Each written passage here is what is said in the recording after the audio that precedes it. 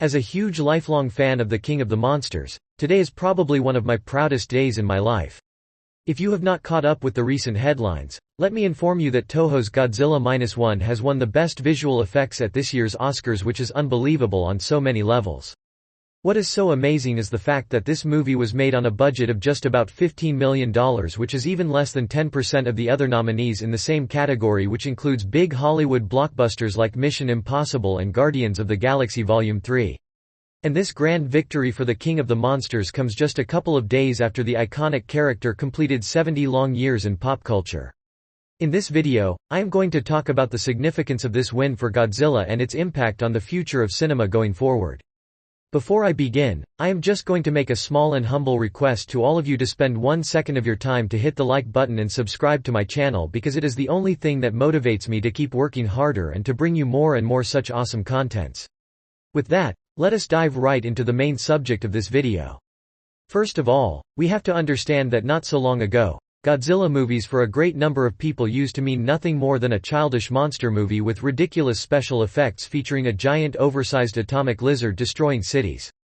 And currently, we have a Godzilla movie that has turned out to be the highest rated IMDb movie of the year and also the Oscar winner for the best visual effects.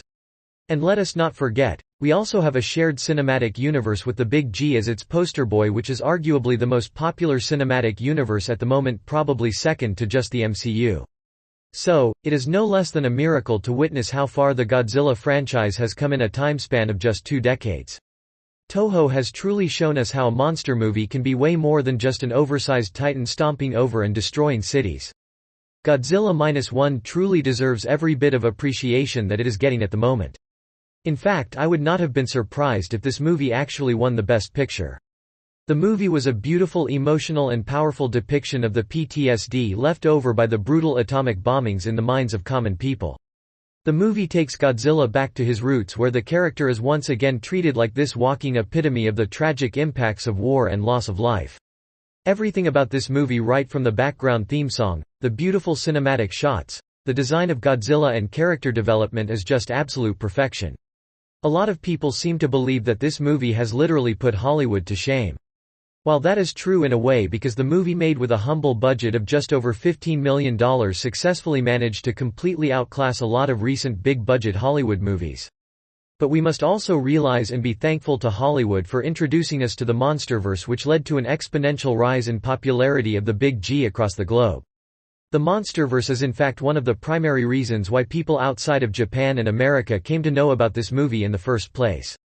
There has been an overwhelming demand made by people across the globe to dub Godzilla -1 in their local languages, which is such a beautiful sight for a lifelong fan of the Big G like myself. So, in conclusion, I am not one of those wannabe Godzilla fans who finds happiness in using this historical win as an excuse to trash on the Monsterverse. While at the same time I do agree that filmmakers and most importantly visual artists in general have a lot to learn from the success of this movie, which is made on a budget of just $15 million. This movie will truly go down as the greatest monster movie ever made in the history of cinema, and also one of the greatest movies ever made in general. And I personally strongly believe that this win is going to significantly increase the ticket sales for the upcoming Monsterverse movie, Godzilla x Kong: The New Empire, which is in fact my most anticipated movie of 2024.